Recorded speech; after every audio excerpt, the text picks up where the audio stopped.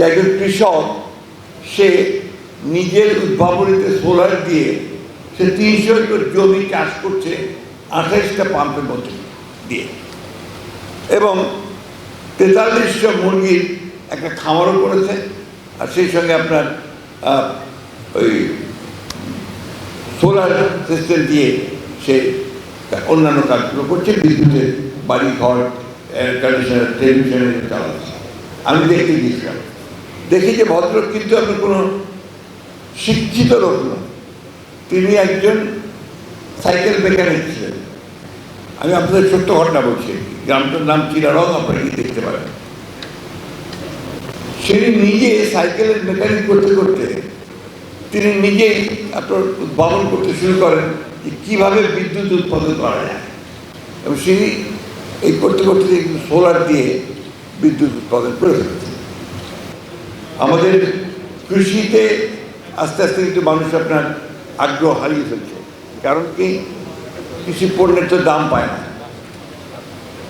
আলু নষ্ট হয়ে যায়, কোল্ড স্টোরেজ নাই, দাম পায় না, টমেটো বা অন্যান্য সবজি শুধুমাত্র আপনার এই কোল্ড স্টোরেজ নাই, সংরক্ষণ করার ব্যবস্থা নাই, যে কারণে সেগুলো নষ্ট হয়ে যায়। তাহলে সে উৎপাদন করবে কেন, আকৃষ্ট হবে কেন, তাকে বাঁচতে হবে। এই জন্য আমার কাছে মনে হয় যে এই জিনিসগুলো আপনাদের একটু চিন্তা করা দরকার।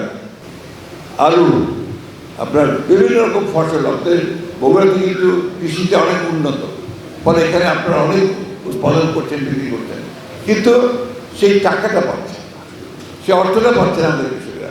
ফলে আমাদের যে দারিদ্র, সেই দারিদ্র কিন্তু কৃষকদের মধ্যে থেকেই যাচ্ছে। আমি খুব আত্মবিশ্বাসী মানুষ, এবং আমি মনে করি যে আশাবাদীও মানুষ। আমার যে কথা বলছিলেন কিছুক্ষণ আগে সিরাজ স্যার, ছেলেরা শুধু চাকরি দেয়, আরও একটা ব্যাপার আছে, আর ঠিকাদারি করতে চায়। খেয়াল করে দেখবেন সিরাজ ভাই একটু শোনেন, আপনি বললেন না ছেলেরা শুধু চাকরি চায়, আমি আরেকটা জিনিস ঠিকাদারি করতে চাই। ওদের ডিপার্টমেন্টে ঠিকাদারি করবে। আমি বলি ওসব বাদ দিয়ে তোমরা ব্যবসা করো না, যে কথা আপনি বললেন, ছোটো ছোটো উদ্যোক্তা হবে। এই আসে একবারে আমেরিকা আসলো, সবাই ভালো 10 টাকা সে চাল খাওয়াবে, একদম সোনা বানিয়ে দেবে দেশটাকে, ঠিক না? অথচ 15-16টা বছর ধরে এমন লুট করলো। আমি যখন আপনার 17 বছর পরে আমার এলাকাতে গ্রামে গেলাম, গিয়ে দেখি একটা রাস্তা নয়।